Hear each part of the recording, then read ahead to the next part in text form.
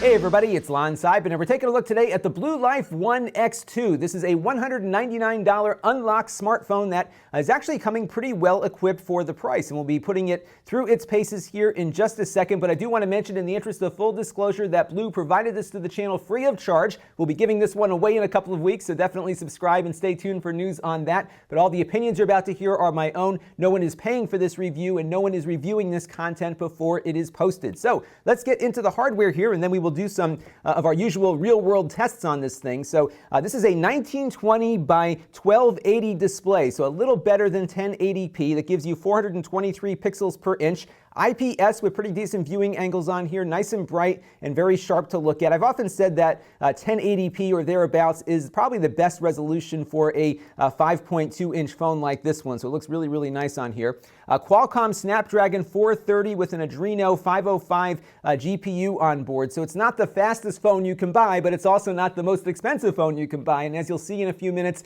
it's good enough to run just about anything that's currently available on the Google Play Store at a decent frame rate. It'll certainly be much better than some of the name brand budget phones out there. Again, this one's $199 with 4 gigs of RAM and 64 gigs of storage. There is a 2 gigabyte version with 16 gigs of storage for $149, but honestly, that extra $50 gets you a lot more, and I would certainly suggest going for the 4/64 version of this versus the 2 gigabyte one, just because it'll give you a little more life to the phone as some of the software on Android improves and requires more memory. This has a 16 megapixel rear camera, which we'll explore in a minute. 2.4 aperture though, so it's not all that great in low light. It'll shoot video at 1080p at 30 frames per second. On the bottom here, you've got, of course, your USB OTG port for charging and plugging in USB devices. It is micro USB and not USB Type-C. It does support, though, the Quick Charge 3.0 technology from Qualcomm, and they do give you a quick charging adapter in the box. You also get a case and a screen protector in the box, too, so it's nice that you get the accessories with it along with some earbuds. On the side here, you've got your power button, your volume rocker up and down, a headphone jack. That's news in this day and age now. You get a real headphone jack for your earbuds that come with it, or something that you may want to provide on your own. It also supports 2 SIM cards, so I'm going to pop open the case here for a second for you. You just put your fingernail kind of in the corner there and pop open the back of the case. It looks like metal, but it's plastic. They have a couple of different colors available, and yes, it's plastic, but it's also $199 for what you're getting, so that is why it's not fully made out of metal. You do have 2 SIM cards here. You can swap them out. It supports the LTE standard, so you get the broadband on this thing, but it doesn't support Sprint or Verizon here in the United States because they use different technologies for a lot of their networks. So at the moment, it is just going to work with GSM-compatible services like T-Mobile and AT&T here in the US, but international compatibility should be pretty decent. And you have a micro SD card slot there for augmenting its onboard storage. The battery does not appear to be easily removable. It's right here, but it is all kind of taped down and locked in, so I don't think you'll be able to swap the battery out on it all that easily, but it does give you a good amount of battery life.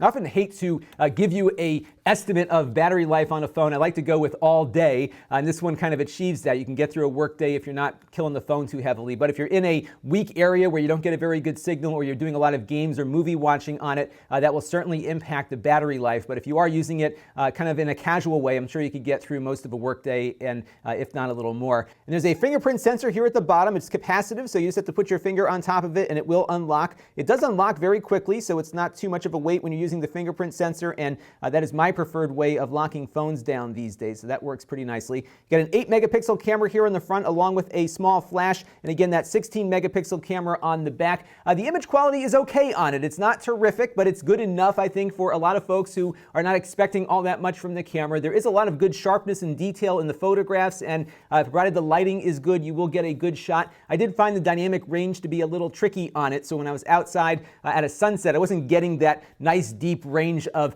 light that you typically get from a more expensive smartphone, but I'm sure you could tweak it in the manual settings to try to improve it a bit. But I think that's the big difference between some of the lower cost phones and the more expensive ones, that they're doing more on the software side on these expensive phones to give you a better quality image. Video was not as good, so I was seeing a lot of artifacts, especially a lot of compression artifacts in the images I was recording, so I would not recommend this as a video camera. It also lacks any kind of software or hardware-based stabilization too, so the video is really a bit of a letdown on it. Still photographs should be fine.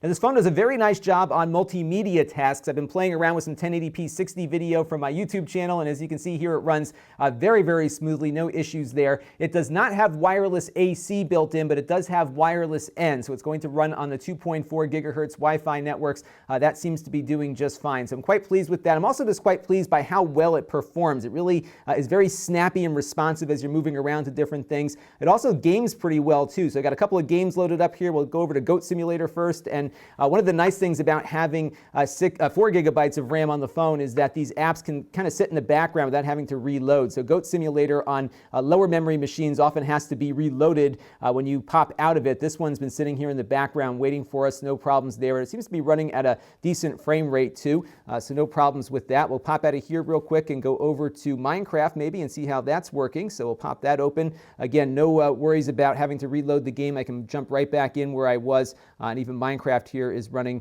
pretty nicely on it too. So that's where 4 gigabytes of RAM really makes a difference, is that you can multitask better, you can keep things in the background running, and then jump back to them very quickly with not a lot of slowdown. And on the 3D Mark Slingshot test, we get a score of 563, which puts it kind of on the lower end of the spectrum on that high-performance gaming benchmark. The OnePlus 3, of course, which costs twice as much, will come in around $3,524, but it's adequate enough to run just about every casual game that is currently on the Google Play Store. So as you can see here, when we were playing Goat Simulator, it's still running just fine, and you will see that kind of performance out of just about any game that you buy, because most developers are targeting what most of the market has for hardware, and the performance that you're seeing on here is about where most people are at. So I don't think you're going to have many compatibility problems, especially in the first year or so of ownership with it. Now, one thing you probably will not see on a phone like this is an operating system update pushed down to it. So right now this is coming equipped with Android 6.0 Marshmallow, but I would not anticipate seeing the new version of Android, Android 7 Nougat,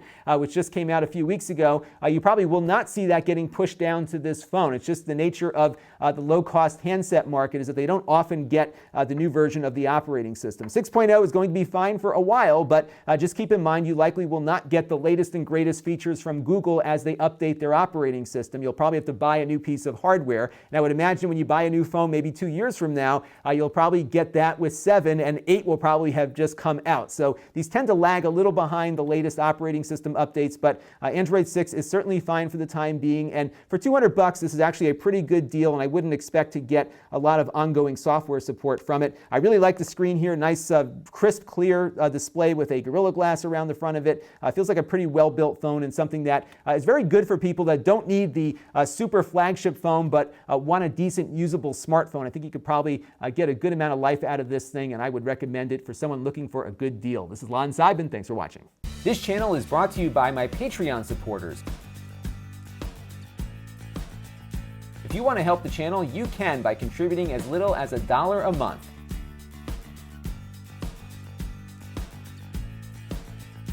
Head over to Lon.TV/Patreon to learn more.